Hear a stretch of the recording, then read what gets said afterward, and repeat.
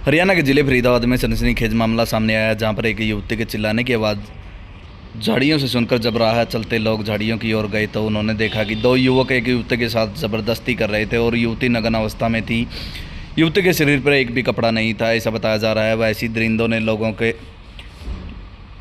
को अपनी ओर आते देख उन लोगों पर पहले तो पथराव किया और फिर जब उन्हें लगा कि भीड़ बढ़ रही है तो दोनों ने नहर में छलांग लगा दी और दूसरे किनारे से भाग गए।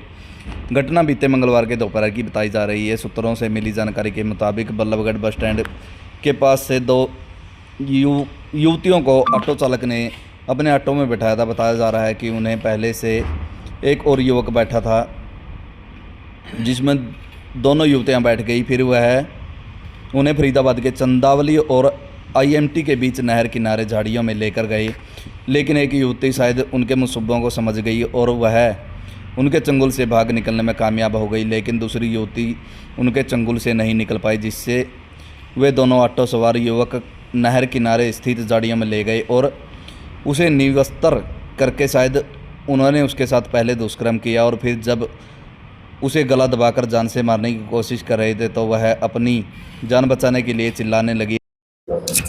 साहब, दो लड़कियों के साथ वारदात हुई है, उनमें से एक लड़की के साथ जो है वारदात हुई है। क्या कुछ पूरा मामला है, कैसी घटना है, क्या कुछ इसमें कार्रवाई हुई? ये परसों दिन की बात है, 15 तारीख की। ये लड़कियां कॉलेज जाने के लिए करीब 10 बजे के आसपास यहाँ सोना रोड बस स्टैंड के पास खड़ी हुई थी।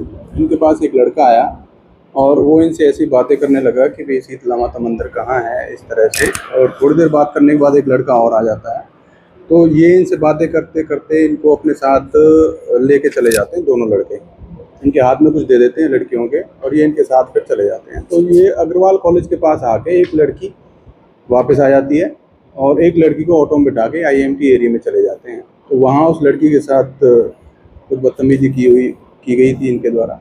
तो वो जैसे हमारे संज्ञान में चीज़ें आई, हमने उसमें केस रजिस्टर्ड कर दिया है और अभी इसमें हमारी जांच चल रही है। जल्द से जल्द आरोपियों को अरेस्ट किया जाएगा। दोनों लड़के कौन थे, कहाँ के रहने वाले, कुछ पता चल पा रहा है? अभी CCTV फुटेज और दूसरी चीज़ों पे हम काम कर रहे हैं, अभी उनका पता नहीं है, लेकिन जल्द से जल्द पुलिस उन पर कार्रवाई करके अरेस्ट करेगी। 2 दिन बीत चुके हैं, अभी तक पुलिस के हाथ खाली है।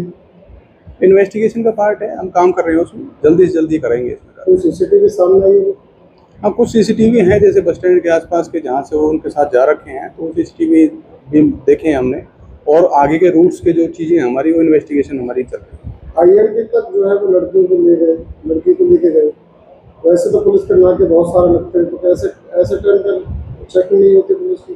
वो ऑटो में बैठ के गए थे और लड़की भी उनके साथ ऐसे नॉर्मल बैठ के गई है, तो उसमें तो आम पब्लिक को, ऑटो को ऐसे नहीं रोका जाता है।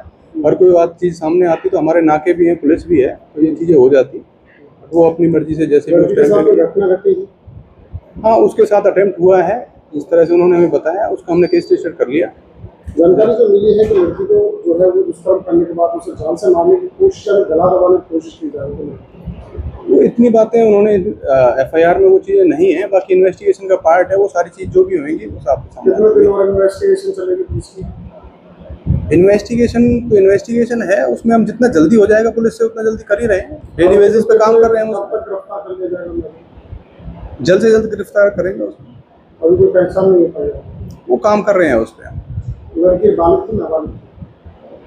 लड़की बालिग।